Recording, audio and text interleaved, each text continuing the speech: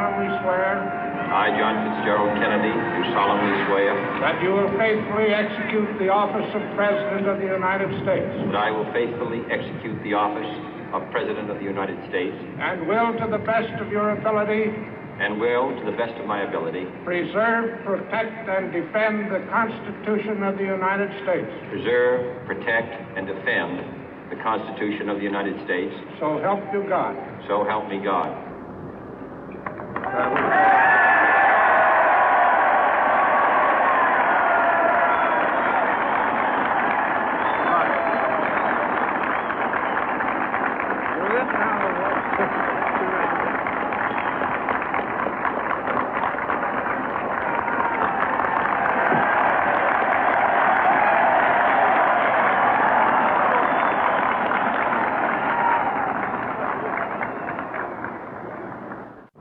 Vice President Johnson, Mr. Speaker, Mr. Chief Justice, President Eisenhower, Vice President Nixon, President Truman, Reverend clergy, fellow citizens. We observe today not a victory of party, but a celebration of freedom, symbolizing an end as well as a beginning, signifying renewal as well as change. For I have sworn before you and Almighty God the same solemn oath our forebears prescribed nearly a century and 3/4 ago. The world is very different now, for man holds in his mortal hands the power to abolish all forms of human poverty and all forms of human life. And yet the same revolutionary beliefs for which our forebears fought are still at issue around the globe. The belief that the rights of man come not from the generosity of the state, but from the hand of God. We dare not forget today that we are the heirs of that first revolution. Let the word go forth from this time and place to friend and foe alike that the torch has been passed to a new generation of Americans born in this century, tempered by war, disciplined by a hard and bitter peace, proud of our ancient heritage, and unwilling to witness or permit the slow undoing of those human rights to which this nation has always been committed and to which we are committed today at home and around the world.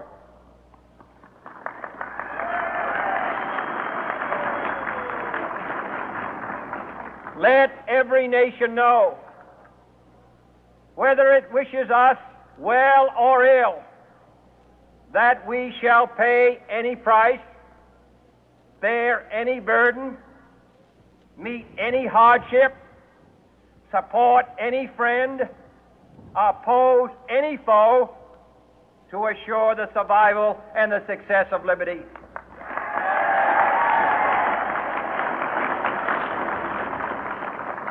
This much we pledge and more.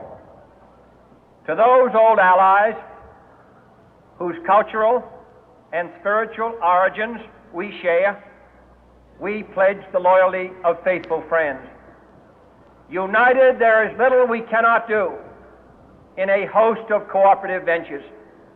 Divided, there is little we can do, for we dare not meet a powerful challenge at odds and split asunder. To those new states whom we welcome to the ranks of the free, we pledge our word that one form of colonial control shall not have passed away, merely to be replaced by a far more iron tyranny. We shall not always expect to find them supporting our view, but we shall always hope to find them strongly supporting their own freedom and to remember that in the past, those who foolishly sought power by riding the back of the tiger ended up inside.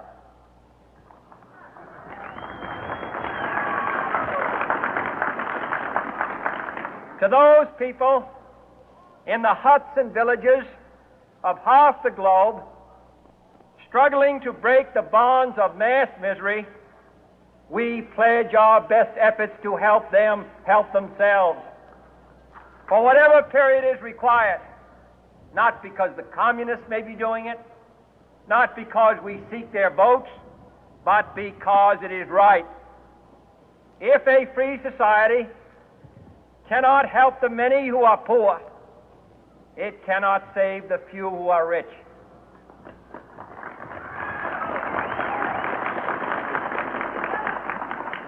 To our sister republics south of our border, we offer a special pledge to convert our good words into good deeds, in a new alliance for progress, to assist free men and free governments in casting off the chains of poverty. But this peaceful revolution of hope cannot become the prey of hostile powers. Let all our neighbors know that we shall join with them to oppose aggression or subversion anywhere in the Americas. And let every other power know that this hemisphere intends to remain the master of its own house.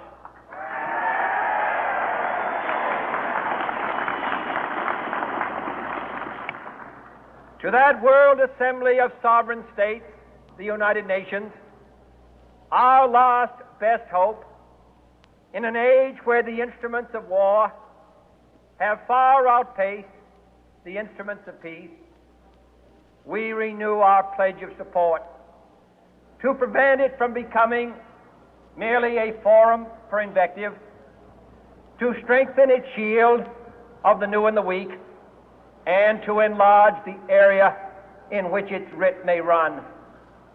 Finally, to those nations who would make themselves our adversary, we offer not a pledge, but a request that both sides begin anew the quest for peace. Before the dark powers of destruction, unleashed by science, engulf all humanity in planned or accidental self-destruction, we dare not tempt them with weakness, for only when our arms are sufficient beyond doubt can we be certain beyond doubt that they will never be employed. But neither can two great and powerful groups of nations take comfort from our present course, both sides overburdened by the cost of modern weapons, both rightly alarmed by the steady spread of the deadly atom, yet both racing to alter that uncertain balance of terror that stays the hand of mankind's final war. So let us begin anew, remembering on both sides that civility is not a sign of weakness, and sincerity is always subject to proof. Let us never negotiate out of fear, but let us never fear to negotiate.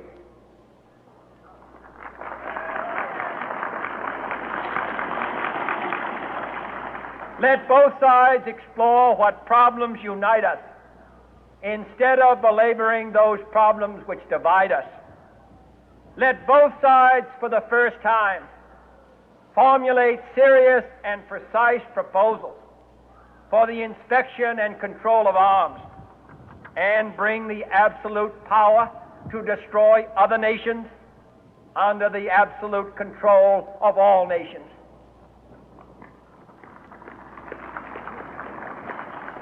Let both sides seek to invoke the wonders of science instead of its terrors.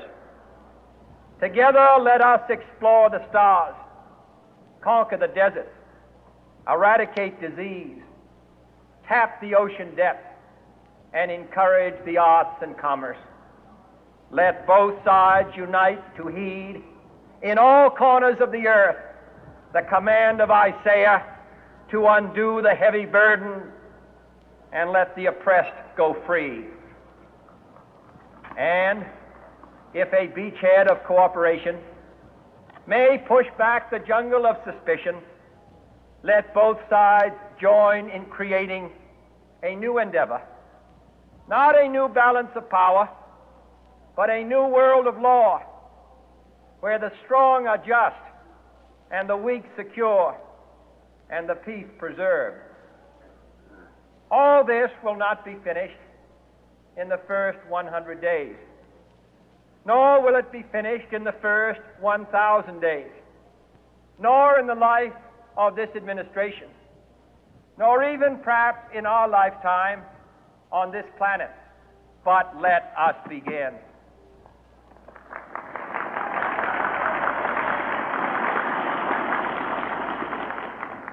In your hands, my fellow citizens, more than mine, will rest the final success or failure of our course.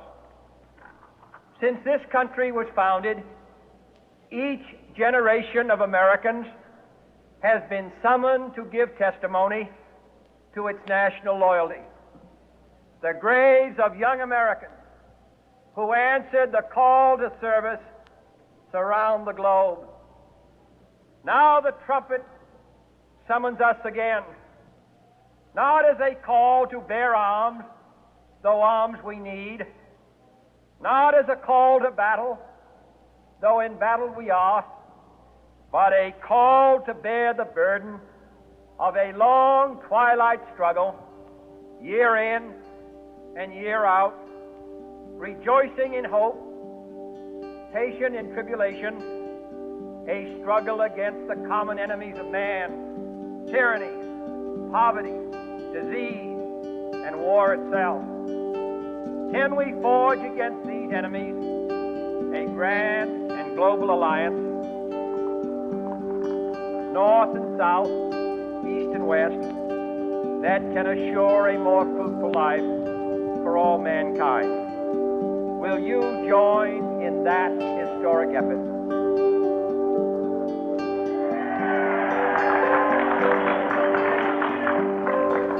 In the long history of the world, only a few generations have been granted the role of defending freedom in its hour of maximum danger. I do not shrink from this responsibility. I welcome it.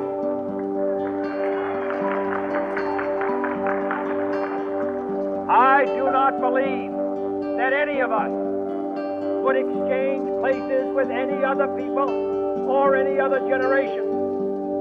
The energy, the faith, the devotion which we bring to this endeavor will light our country and all who serve it. And the glow from that fire can truly light the world. And so, my fellow Americans, ask not what your country can do for you, ask what you can do for your country.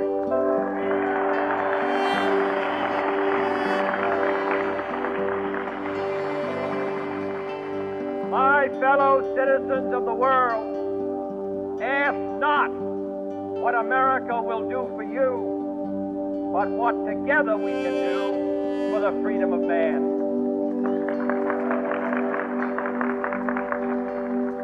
Finally, whether you are citizens of America or citizens of the world, ask of us here the same high standard of strength and sacrifice which we ask of you. With a good conscience, our only sure reward, with history the final judge of our deeds, let us go forth to lead the land we love, asking His blessing and His help, but knowing that here on earth, God's work must truly be our own.